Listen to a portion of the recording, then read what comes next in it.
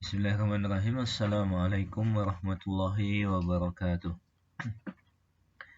Alhamdulillah wassalatu wassalamu ala Rasulillah wa ala alihi wa ashabihi wa man walah, amma ba'd. Santri dan santriwati rahimakumullah. Alhamdulillah, di kesempatan pagi hari ini kita mengawali pembelajaran kita di Madatul Hadis lil Mustawa al-Awwal. Masih di pembahasan hadis yang pertama kaitannya dengan niat. Kita lihat syarah, ya, penjelasan secara ringkas dari hadis tersebut. Qauluhu sallallahu alaihi wasallam, innama itu disebut sebagai adatu hasrin, ya, kata yang digunakan untuk pembatasan. Hanya saja, hanyalah. Innama. Wa qauluhu innamal a'malu binniyati, ucapan beliau sallallahu alaihi wasallam, hanyalah al-amal, amalan-amalan itu tergantung dengan niatnya. Terdapat faedah fihi i'tibarun niyati fi jami'il a'mal, ya, yang dianggap, ya, atau sesungguhnya pada seluruh amalan itu dilihat dari sisi niatnya, ya, niatnya yang dianggap, ya. Wa qaluhu innama likulli imri'in ma nawa, ya, dan hanyalah setiap orang itu akan mendapatkan apa yang dia niatkan. Ini menunjukkan kamalu adlillahi ta'ala wa annahu yu'ti man yasha'u bi fadlih wa yu'adzibu man yasha'u bi adlih wa la yadlimu rabbuna ahada. Menunjukkan tentang kesempurnaan keadilan Allah Subhanahu wa ta'ala, di mana Allah memberi kepada siapa yang dia kehendaki dari keutamaannya dan mengadab siapa yang dia kehendaki dengan keadilannya. Dan ketahuilah sesungguhnya apa?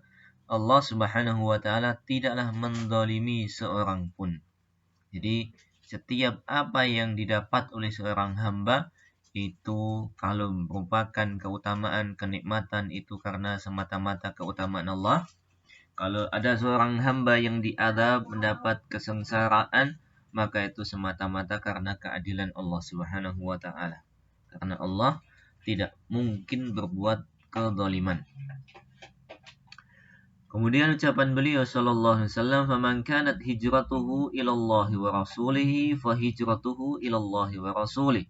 Barang siapa yang hijrahnya kepada Allah dan Rasulnya, maka pahala hijrahnya adalah sebagaimana dia hijrah kepada Allah dan Rasulnya. Jadi pahalanya di sisi Allah Subhanahu wa ta'ala. Dari lafaz ini bisa kita lihat di situ penjelasan penulis, Asy-Syaikh As-Sadhan hafizallahu ta'ala, at-targhibu fil ikhlas, ya. Dalam lafaz hadis ini ada motivasi untuk senantiasa kita ikhlas dalam beramal. Kemudian, ya, lihat di situ, anna man arada al-ikhlasa bisidqin u'ina alaihi. Barang siapa yang, ya, menginginkan keikhlasan dengan kejujuran dirinya, maka dia akan dibantu untuk melakukannya. Ya. Ini hampir semakna, ya, dengan hadis Nabi sallallahu alaihi wasallam, ya, ketika Nabi mengatakan, ya, tidaklah ada seorang di antara kalian kecuali apa? Ya, telah ditulis di mana dia masuk, apakah dia ahli neraka atau ahli surga. Maka para sahabat mengatakan, kalau begitu kita tidak beramal ya Rasulullah. Tetapi Nabi mengatakan, i'malu fakullun muyassarun lima khuliqa lahu. Beramalah kalian, sesungguhnya apa?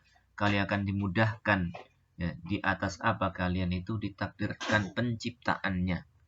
Ya, kalau kita ikhlasnya jujur dari hati kita, dari jiwa kita, dari diri kita, maka Allah akan membantu, ya, setiap amalan yang kita ikhlas padanya.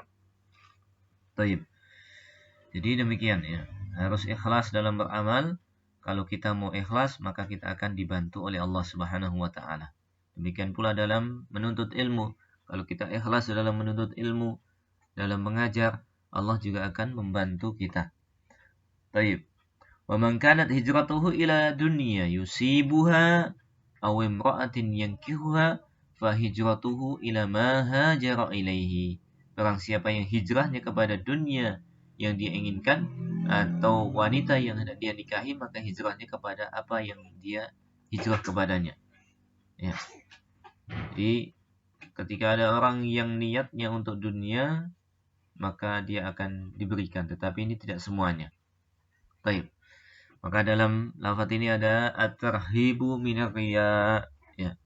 Ancaman, ya, dari riya, ya. Baik. Wa fihi anna man arada bi'amalihi ghaira wajhillahi ta'ala wukila ila nafsi. Dan di sini ada penjelasan barang siapa yang menginginkan dengan amalannya itu selain dari wajah Allah Subhanahu wa taala, maka dia akan diserahkan kepada jiwanya sendiri. Ya, terserah dirinya. Ya. Dan dunia ini kalau dia inginkan kadang dapat, kadang tidak. Karena ini sudah dikecualikan oleh Allah Subhanahu wa taala di dalam sebuah ayat, ya. Di mana Allah Subhanahu wa taala akan memberikan liman nasya'u liman nurid, ya, kepada yang dikehendaki dan diinginkan oleh Allah Subhanahu wa taala. Kemudian faman kanat hijratuhu ila Allah ila qaulihi ila ma hajara ilaih, terdapat, ya, faedah muwafaqatus sunnah lil Quran wa ta'kidun ma jaa fil Quran. Terdapat kesesuaian, ya, dalam lafaz ini ada kesesuaian tentang kesesuaian antara Al-Quran dengan sunnah, atau kesesuaian sunnah dengan Al-Quran.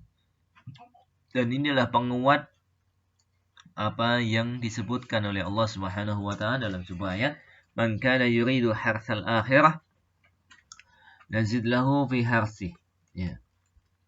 Wa man kana yuridu harsad dunya nu'tihi minha wa ma lahu fil akhirati min nasib. Barang siapa yang menginginkan kehidupan akhirat, maka akan kami tambah untuknya kehidupan tersebut, ya. Bagiannya ditambah oleh Allah. Tapi yang menginginkan kehidupan dunia, maka akan kami berikan dari dunia dan dia tidak mendapatkan sedikit pun bagian di akhirat kelak, ya. Jadi istilahnya barang siapa yang beramal untuk akhirat pasti dapat, ya. Kalau beramal untuk dunia belum tentu dapat. Kalaupun dapat, dia akan tidak mendapatkan kebahagiaan di akhirat. Wa fihi anna qabulul amal la budda fihi min talazumis salahi bainal ikhlas fil batin wal ittiba'i fil zahir. Kemudian dalam lafaz ini, ya, bisa kita ambil faedah bahwa diterimanya amal itu harus ada kesesuaian baiknya antara keikhlasan yang ada di batin seseorang yang tidak tampak dan mengikuti dia, ya, dengan sunnah Nabi Sallallahu Alaihi Wasallam pada hal yang tampak, ya, dari ibadahnya.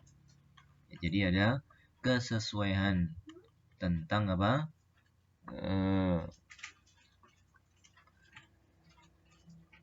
Setiap apa yang dia lakukan secara batin dan secara zahir, ya. Baik, ini secara ringkas penjelasan dari hadis yang pertama. Kemudian hadis yang kedua. An Abdullah bin Amr, ya.